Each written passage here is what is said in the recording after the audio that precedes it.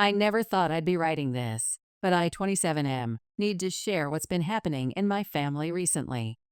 Until a few months ago, I was convinced I had everything figured out.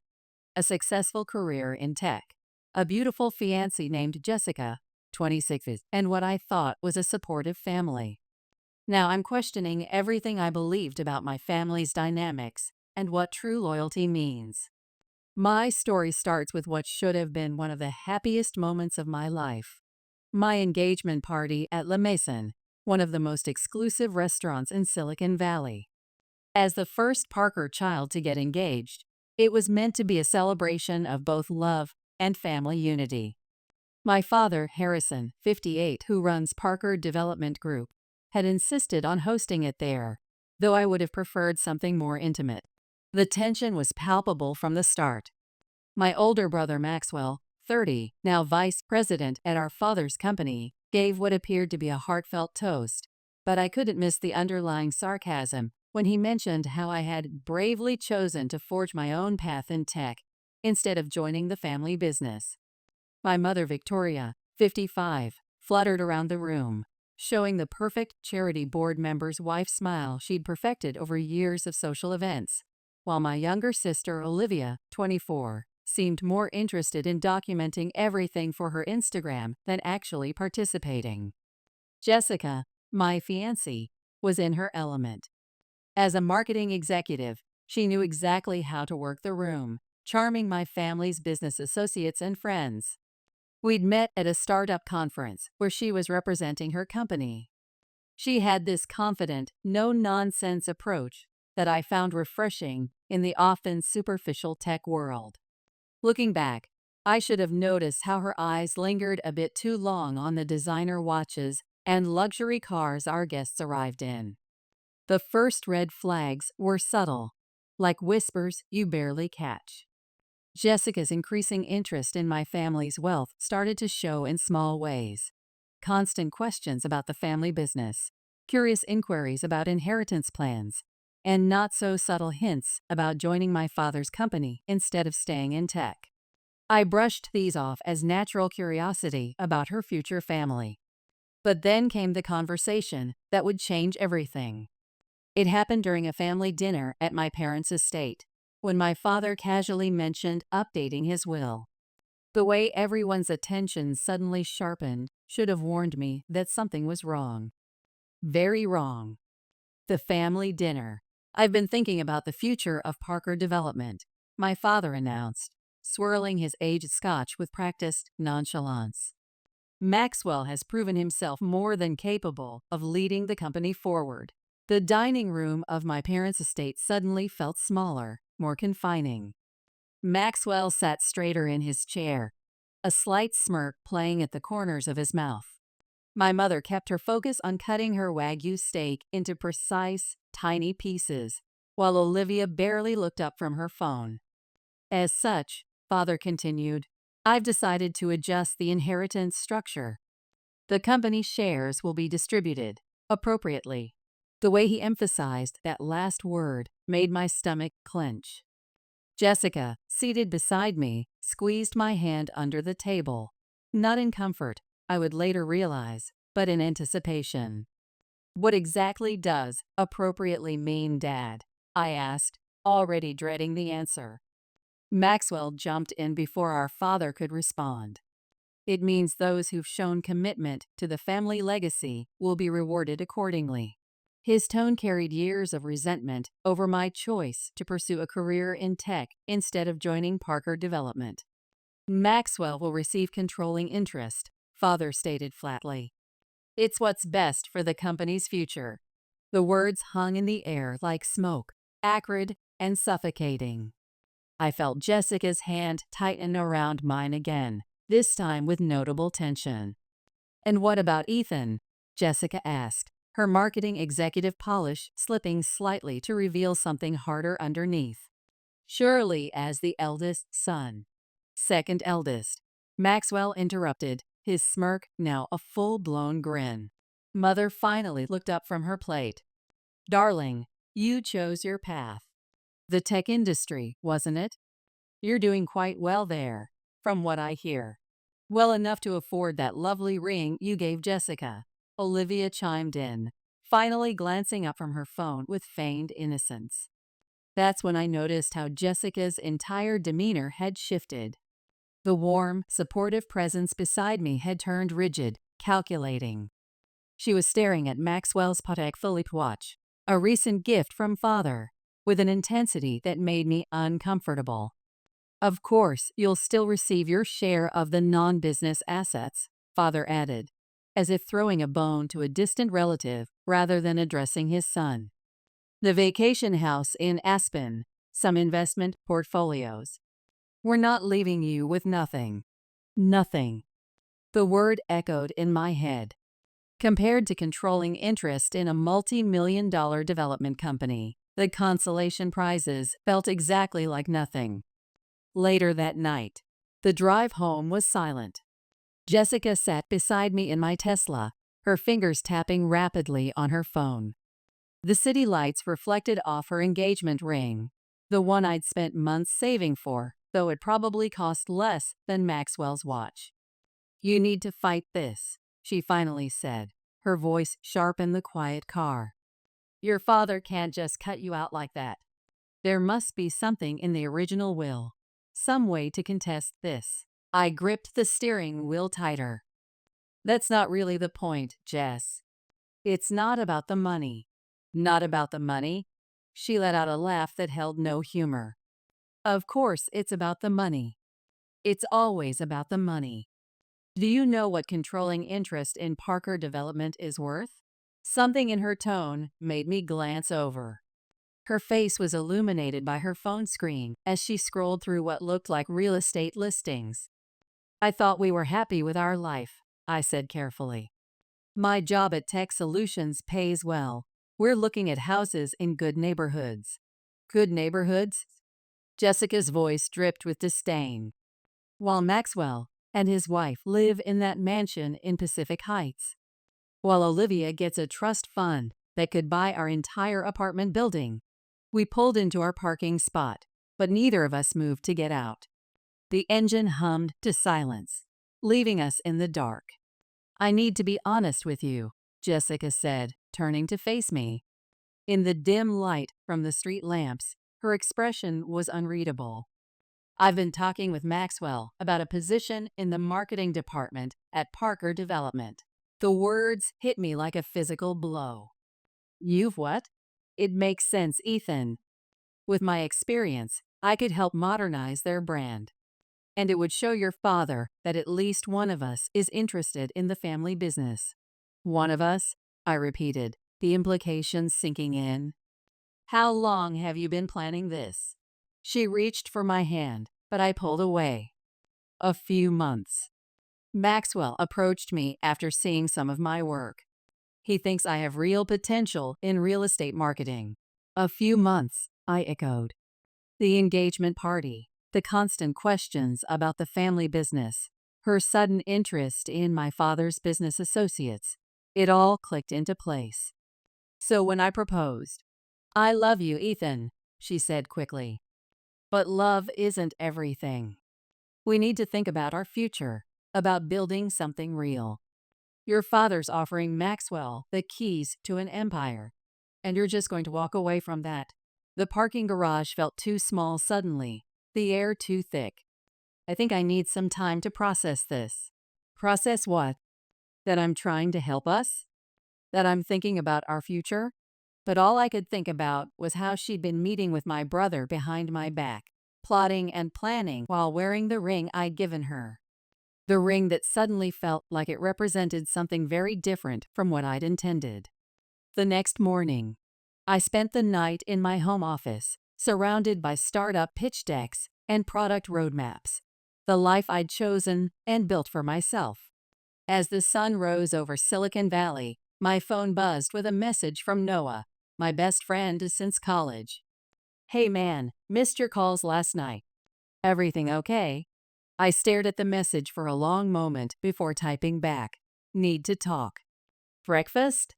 20 minutes later, we were sitting at our usual spot, a small cafe away from the tech crowd. "Noah, dressed in his standard startup uniform of hoodie and jeans, listened intently as I laid out everything. The will, Jessica's secret meetings with Maxwell, all of it. "Well, that's messed up," he said finally, pushing his cold coffee aside.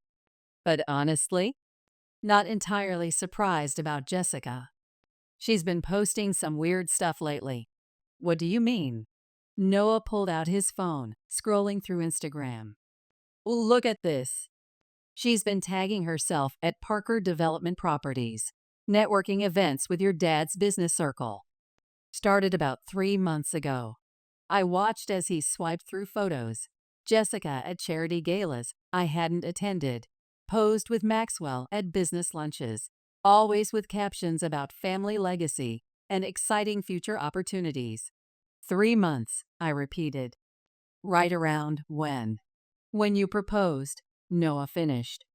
Man, I hate to say this, but it looks like she saw that ring as more of a business merger than a marriage proposal. The truth of it hit me hard. But instead of the devastation I expected to feel, something else was rising in its place: clarity. And with it, determination. I need to make some changes, I said, pulling out my laptop. Big ones. Noah leaned forward. What are you thinking? First, I'm going to call Sarah Chen at Horizon Tech. She's been trying to recruit me for their San Francisco office for months. The competitor that's been eating Tech Solutions lunch? The same. I was already drafting the email. Then I'm calling my own lawyer, not the family firm, about what rights I actually have regarding the inheritance. And Jessica? I paused, my fingers hovering over the keyboard. I think it's time to show her exactly what choosing Maxwell's side means. Now that, Noah grinned. Sounds like a plan I want to hear more about. Later that week, the following days moved at lightning speed. Sarah from Horizon Tech responded within hours, and by Wednesday, I had an offer that made my current salary look like pocket change. But more importantly, it came with equity in a company that was actually growing, not riding on decades-old reputation. Then came the meeting with my lawyer, Catherine Walsh. She was young, sharp, and completely independent from my father's legal circle. Here's the thing, Ethan, she said, reviewing the documents I'd brought.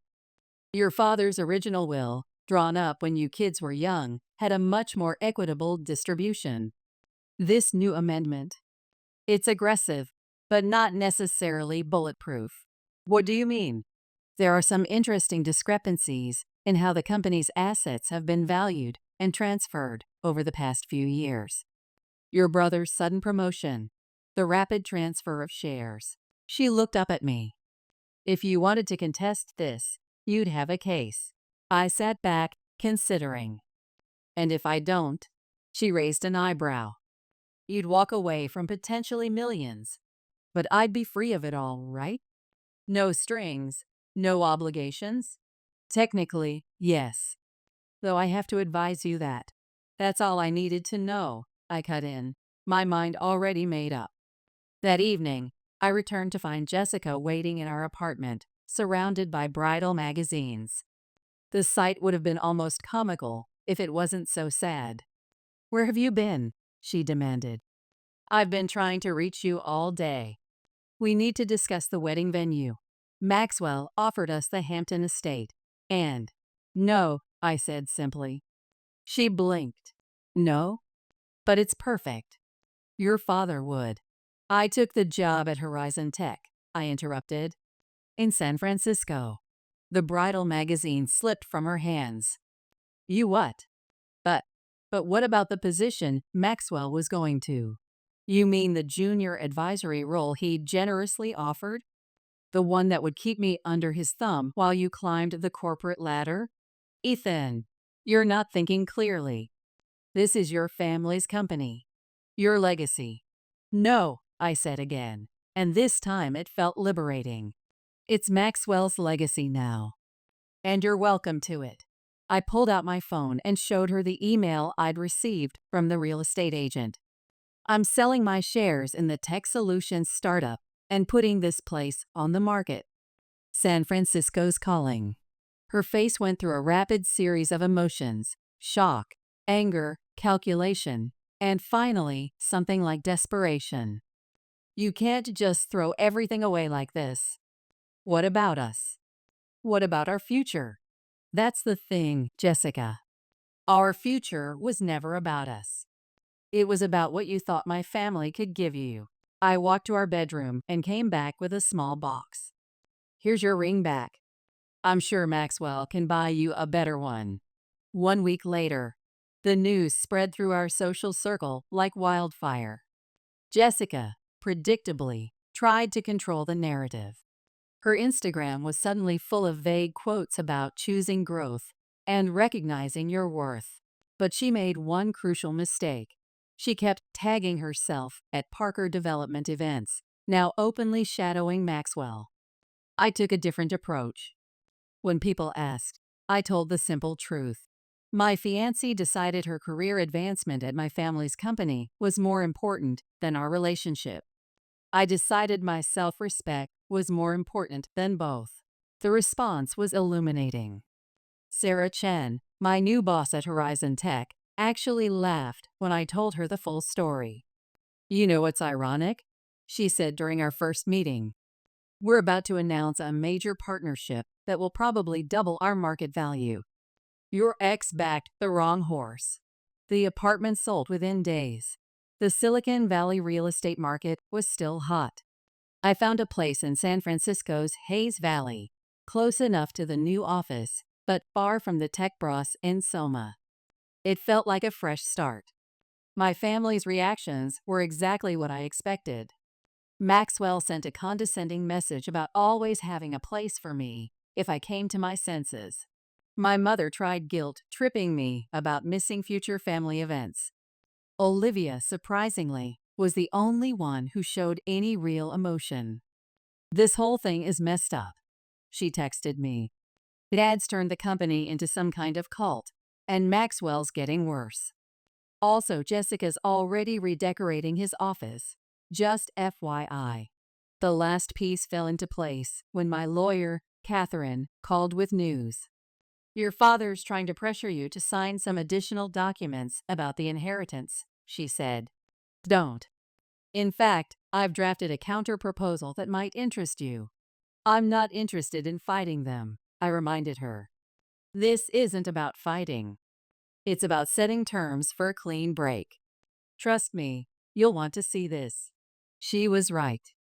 The document she'd prepared was elegant in its simplicity.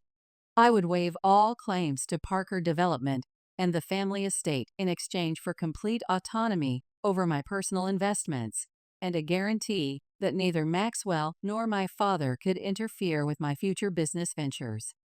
Sign this, Catherine explained, and they can't touch anything you build from here on out. I signed. 6 months later, San Francisco turned out to be exactly what I needed. My team at Horizon Tech just closed a series of partnerships that put us significantly ahead of tech solutions, and by extension, the tech division Maxwell was trying to build at Parker Development. The view from my Hayes Valley apartment isn't the Silicon Valley sprawl I was used to, but the fog rolling in over the hills has its own charm. I've started rock climbing at a local gym, joined a hiking group, and even adopted a German Shepherd mix from a shelter. His name is Zeus, and he's already a better companion than my ex-fiancée ever was. Last week, I received an interesting email from Jessica. She'd heard about Horizon Tech's success and wanted to reconnect about potential opportunities. The old me might have felt vindicated or angry. Instead, I just felt grateful for the bullet I'd dodged. My response was simple. I wish you the best in your career at Parker Development. Please direct any business inquiries through official channels. The family situation has evolved, too. Olivia started joining me for brunch in the city every few weeks. You know what's funny? She said during our last meeting. Ever since you left, I've started questioning things, too. Maybe grad school isn't what I want. Maybe I don't want to be part of the family legacy either. Maxwell I heard, is struggling to modernize Parker Development. Their latest project is falling behind schedule, and their attempts to break into tech have been mediocre at best. Jessica's marketing campaigns, heavily featuring the Parker family tradition, feel outdated in the current market. The most surprising development came from Noah, who'd been keeping tabs on the situation. "You know what the irony is?" he said during a video call. "Your father's original plan to split things equally would have probably been better for the company. Maxwell's running it like it's still 1985. I've thought about that a lot. About how chasing what they thought they wanted, control, power, status, my family might have lost something more valuable. But that's their journey to figure out. As for me, I'm building something new. Something that's truly mine. Horizon Tech just approved my proposal for a new division, one that will compete directly with Parker Development's core business. Not out of spite, but because I genuinely believe we can do it better." The other day, I was at a coffee shop when I overheard someone mention Parker Development. They were discussing the company's recent setbacks, and I felt nothing. No anger, no satisfaction, no regret. Just the peaceful certainty that I'm exactly where I'm supposed to be. They say living well is the best revenge. But I've learned it's not about revenge at all. It's about having the courage to walk away from what's comfortable but toxic and building something authentic in its place. Zeus nudges my hand as I write this, reminding me it's time for our evening walk. The fog is rolling in again, but that's okay. Sometimes the best views come after the fog clears.